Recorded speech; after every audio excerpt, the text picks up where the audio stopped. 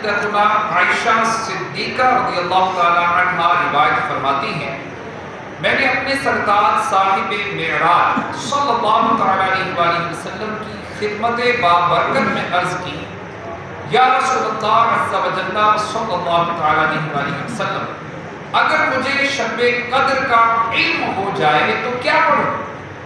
سرکار ابد قرار شفیع روز شمار صلی اللہ تعالی علیہ وآلہ وسلم نے ارشاد فرمایا، اس طرح دعا مانگو۔